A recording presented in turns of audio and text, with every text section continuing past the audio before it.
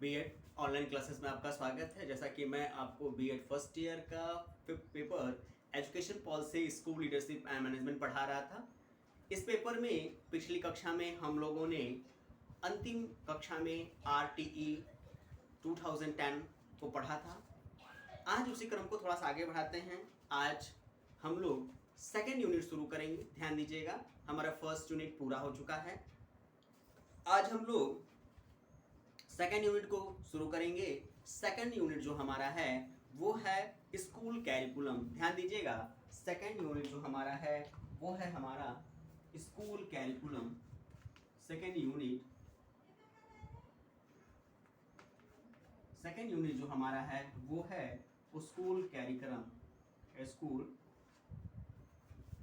Second unit जो हमारा है वो है स्कूल करिकुलम।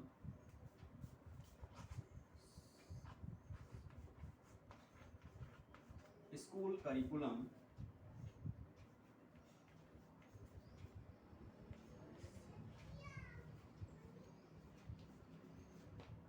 ध्यान दीजिएगा, सेकेंड यूनिट हमारा जो है वो है स्कूल करिकुलम यानी विद्यालय और पाठ्यक्रम। ध्यान दीजिएगा, विद्यालय और पाठ्यक्रम। विद्यालय और पाठ्यक्रम से हमारा तात्पर्य है कि हम इतने शिक्षा की व्यवस्था की बात कर रहे हैं। हमने तमाम आपको आयोग पढ़ाया, हमने आपको सर्व शिक्षा अभियान के बारे में बताया, हमने राष्ट्रीय शिक्षा नीति बताया आपको, हमने राष्ट्रीय शिक्षा नीति 1992 बताया। कहने का तात्पर्य है शिक्षा के संबंध में बनने वाली तमाम नीतियां, तमाम आयोगों की चर्चाएं, तमाम नियमों कानूनों की चर्चाएं हम लोगों ने पिछली कक्षा में की।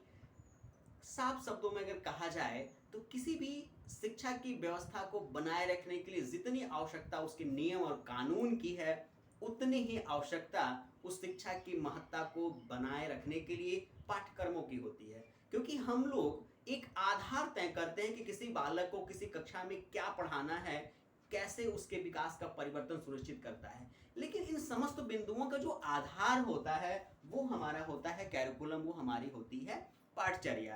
कहने का तात्पर्य है कि जैसे एक उदाहरण के तौर पे हम लोगों ने ले लिया, माना हम लोगों ने कि राष्ट्रीय शिक्षा नीति 1992 का निर्माण हुआ, जिसका काम था शिक्षा के हर क्षेत्र में अपना विचार प्रस्तुत करना, भारत के लोगों को एक ऐसी शिक्षा की व्यवस्था को सुनिश्चित कराना जिससे कि उनका शारीरिक, मानसिक और व्यक्तिगत विकास सुनिश्चित हो सके। ये उद्देश्य लेके राष्ट्रीय शिक्षा नीति 1992, या हम ऐसे कह सकते हैं कि पुनर्परिचर्या राष्ट्रीय शिक्षा नीति 1992 की बात कही जा रही थी, जो कि पहले राष्ट्रीय शिक्षा नीति 1986 हमारा निर्धारित किया गया था। ये तमाम बातें कही तो गई, लेकिन इन बातों को पूरा कराने की जो जिम्मेदारी है वो आयोगों की रही, लेकिन उसका जो आधार रहा वो हमारी पाठचर्या पे रहा। इसलिए एक शिक्षण प्रशिक्षण कार्यक्रम में इन पाठचर्याओं को जानना भी आवश्यक होता है कि कैसे ये जो पाठचर्याएं हैं ये किसी भी शिक्षा की महत्ता की व्यवस्था को बनाए रखने में अपनी पुरजोर सहायता करती है। तो आज की कक्षा में हम लोग पढ़ेंगे इसी विशेषता को समझने के लिए स्कूल कैरिकुलम।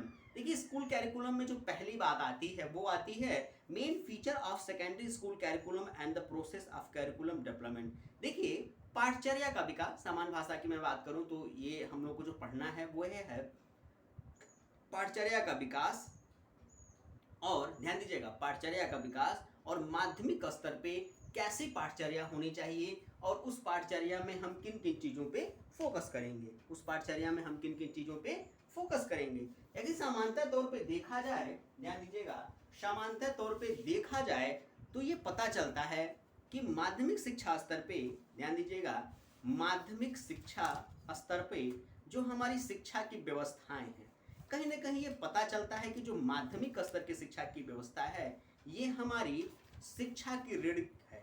शिक्षा की रीढ़ का तात्पर्य है यही वो व्यवस्था है जिसके आधार पे हमारी उच्चतर शिक्षा, ध्यान दीजिएगा, हमारी उच्चतर शिक्षा अपनी मजबूती को स्वीकार करती है और प्रारंभिक शिक्षा अपनी उन्नति को स्वीकार करती है। ये माध्यमिक शिक्षा जो है यही संपूर्ण शिक्षा की व्यवस्था के रीढ़ की हड्डी के समान है कि इसी पे प्रारंभिक अवस्था के निर्माण की सुनिश्चितता होती है और उच्चतर शिक्षा की व्यवस्था का जो भार होता है वो इसी पे आधारित होता है। इसीलिए हम आज की कक्षा में माध्यमिक शिक्षा स्तर की कैरिकुलम की बात करेंगे कि क्या क्या आवश्यकताएं होनी चाहिए। देखिए, वैसे तो भारत में जितने भी आयोग बने, सभी लोगों ने शिक्षा की व्यवस्था के सुधार की बातें कही और सभी लोगों ने या सभी आयोगों ने उन विशेषताओं को स्वीकार करते हुए अच्छे पाठ्यक्रम की प्रशंसा की और बनाने की बात कही। लेकिन सबसे ज्यादा जो फोकस दिखाई देता है पाठचर्या के विकास की बात माध्यमिक स्तर पे, वो दिखाई देती है कोठारी कमीशन 1964 और 66 में। क्योंकि कोठारी कमीशन एकमात्र ऐसा आयोग था जिसने अलग से पाठचर्या के संबंध में, खास तौर पे माध्यमिक शिक्षा के पाठचर्या के संबंध में अपने विचार पुरजोर तरीके से रखे थे। और उसने कहा था कि यदि अच्छी शिक्षा की व्यवस्था को हम बनाए रखना चाहते हैं तो इसके लिए हमें अच्छी पाठचर्या का निर्माण करना होगा। इसी अच्छी पाठचर्या के आधार पे माध्यमिक शिक्षा की व्यवस्था जो है वो स्थापित होगी, चलेगी। अच्छी पाठचर्या ही अच्छी शिक्षा व्यवस्था की सुनिश्चितता को पूरा कर सकती है। तो माध्यमिक शिक्षा आयोग या कोठारी कमीशन ने जो पाठचर्या के संबंध में सुझाव दिया, अपनी बातें दी, इसी जानकारी को मैं थोड़ी सी आपके सामने आज रखूंगा कि वो कौन कौन सी खास बातें माध्यमिक शिक्षा आयोग या कोठारी कमीशन ने शिक्षा के संबंध में आपको बताई। देखिए, जैसा कि मैंने कई कक्षाओं में आपको बताया, संदर्भित किया कि अच्छी पाठचर्या ही अच्छी शिक्षा की व्यवस्था को सुनिश्चित कर पाएगी। क्योंकि देखिए, नियम कानून बनाना, उसको कार्य रूप में ले आना, दोनों दो चीजें होती हैं। एक शिक्षक कक्षा में बच्चों को पढ़ाता है, ज्ञान देता है, और एक छात्र शिक्षक द्वारा पढ़ाए गए ज्ञान को स्वीकार करता है। लेकिन इन दोनों की जो जोड़ने का माध्यम होता है वो होती है पाठचर्या। ध्यान दीजिएगा, इन दोनों की जो जोड़ने का माध्यम होता है वो होती है पाठचर्या।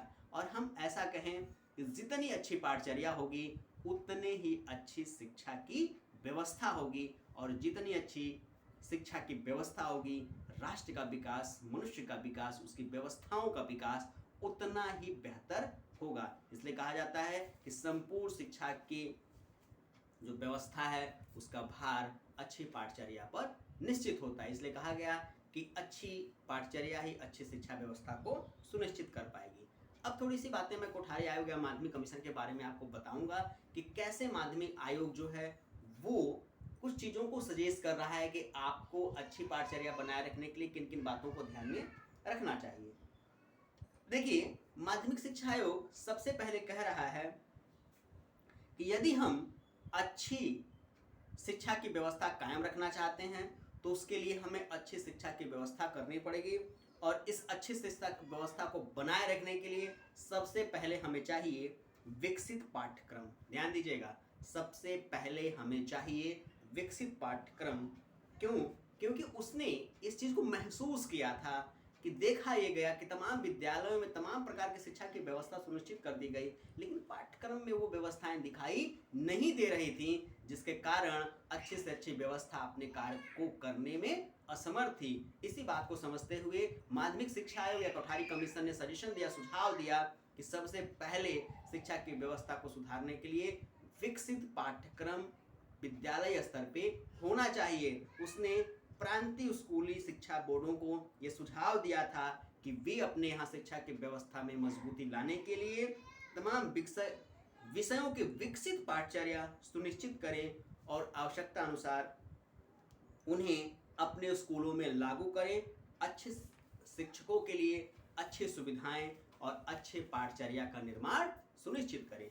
वहीं दूसरी बात सजेशन में कहते हैं, कोठारी कमीशन माध्यमिक शिक्षा आयोग कहता है कि जो सामान्य पाठचर्या के संबंध में, ध्यान दीजिएगा, वो विशेष पाठचर्या के संबंध में, तब सामान्य पाठचर्या के संबंध में कहता है कि जो अव्यवसायिक विद्यालय हों, ध्यान दीजिएगा, अव्यवसायिक जहाँ तकनीकी पढ़ाई न होती हो, जहाँ सामान्य शिक्षा की व्यवस्था उपलब्ध कराई जाए, अव्यवसायिक जो विद्यालय हों उनमें 10 वर्ष के लिए सामान्य पाठचर्या की व्यवस्था होनी चाहिए, जो लोगों में तत्पश्चात पाठचर्या में विभिन्नीकरण लाया जा सके। मतलब 1 से लेकर 10 तक के जो बच्चों को पढ़ाया जाए, लगभग सारे बच्चों को एक समान विषय पढ़ाया जाए, उसमें जो विषय रखे जाएं लगभग उसमें समानता हो, कोई अलग से उसमें विशेषता बात नहीं कही जाए। वही तीसरी बात कही जाती है, ध्यान दीजिएगा, वही तीसरी बात सजेशन में कह रहा है माध्यमिक शिक्षा आयोग कि पाठचर्या विकास में शोध कार्य, कि अच्छी से अच्छी पाठचर्या के निर्माण हेतु तो शोध कार्यों को बढ़ावा दिया जाए।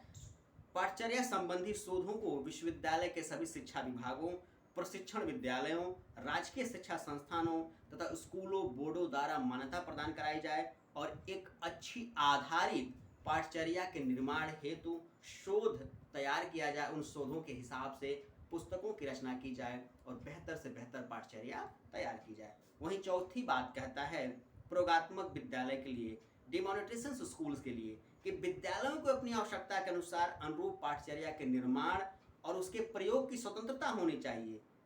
प्रशिक्षित विश्वविद्यालयों को प्रयोगात्मक विद्यालयों द्वारा नेतृत्व प्रदान करना चाहिए ताकि बेहतर से बेहतर अच्छी पाठचर्या का निर्माण उन संस्थाओं में भी किया जा सके। वहीं पांचवी बात कही जाती है, ध्यान दीजिएगा, सेवाकालीन शिक्षा के संबंध में, इन सर्विस एजुकेशन कि नई पाठचर्या के अनुसार जो सेवाकालीन शिक्षक हैं जो पहले से पढ़ा रहे हैं उनके लिए नई पाठचर्या थोड़ा कठिनाई कर सकती है। इसके लिए कहा गया कि अध्यापकों को नवीनीकरण करना चाहिए, उन्हें बार बार समय समय की आवश्यकता के हिसाब से उनको प्रशिक्षित करना चाहिए, उनको ट्रेनिंग देना चाहिए ताकि बेहतर तरीके से उस नई पाठचर्या को समझ के वो बच्चों के सामने उसके ज्ञान को प्रस्तुत कर सके। वहीं छठी बात कही जाती है लेवल ऑफ सक्सेस की, कि प्रत्येक उपव्यवस्था के अंत में सफलता के स्तर को निश्चित किया जाए, तभी जाके अच्छी पाठचर्या की सफलता सुनिश्चित की जाएगी। तो आज की कक्षा में बस इतनी जानकारी, थोड़ी सी इसमें और विशेष बातें छूट रही हैं, इसकी चर्चा हम आपसे अगली कक्षा में करेंगे। धन्यवाद।